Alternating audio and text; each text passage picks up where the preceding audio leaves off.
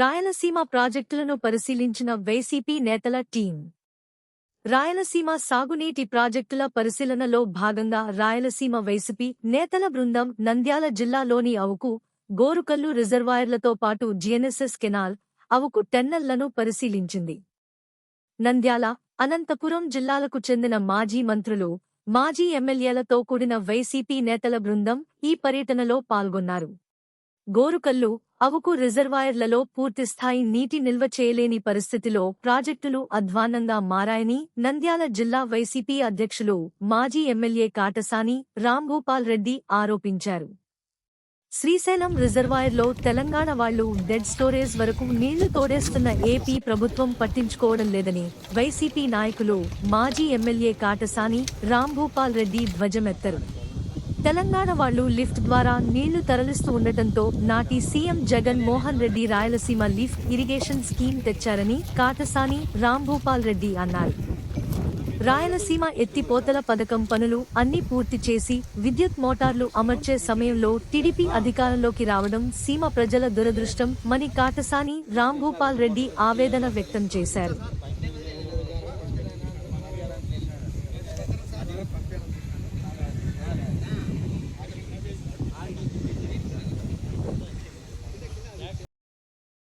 మన పరిస్థితి ఉంది.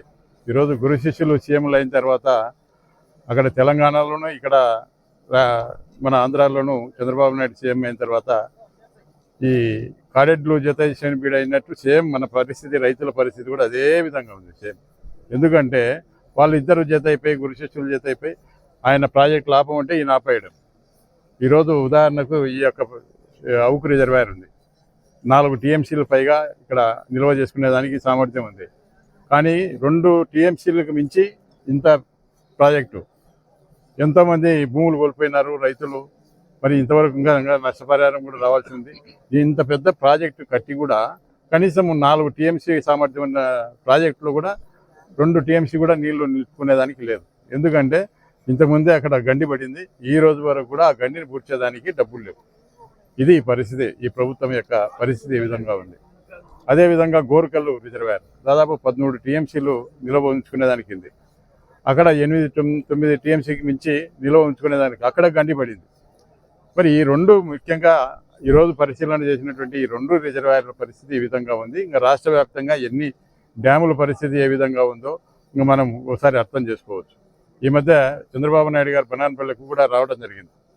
మరి ఈ ప్రాంతంలో మాకు అన్నీ ఉన్నాయి, వాటర్ ఉంది, మరి ఇంతవరకు కాలువలు లేవు.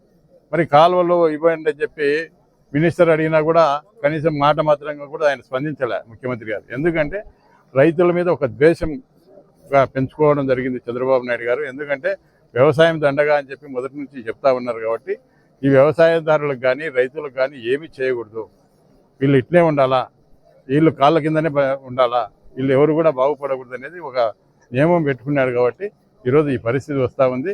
ఇప్పటికైనా కూడా కళ్ళు తెరిచి, ముఖ్యంగా నువ్వు రాయలసీమ ప్రాంతం నుంచి దాదాపు 4 సార్లు సీఎంగా ఎన్నికైనావు, ఇప్పటికైనా కూడా మరి నువ్వు ఈ యొక్క ప్రజల మీద మరి నీకు ముఖ్యమంత్రిగా 4 సార్లు ఎన్నుకున్నారు. కాబట్టి ఇప్పటికైనా మీరు ఈ యొక్క ప్రాజెక్టులు ఏవైతే ఉన్నాయో అవన్నీ కూడా త్వరితగతిన పూర్తి చేసి, మరి జగన్మోహన్ రెడ్డి గారు ఎంతో మంచి ఉద్దేశంతో రాయలసీమ లిఫ్ట్ ఇరిగేషన్ ఏర్పాటు చేసినారు. దాదాపు 85% పూర్తయింది.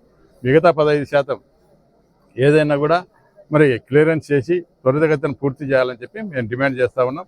మరి ఇవి నాకు పూర్తి కాకపోతే మళ్ళీ రాయలసీమ ఎడారి అయ్యే పరిస్థితి ఉంది. కాకపోతే మరి ఈరోజు రైతులందరూ కూడా ఇక్కడికి రావడం జరిగింది. వారికి అందరికీ కూడా ధన్యవాదాలు తెలియజేస్తాం.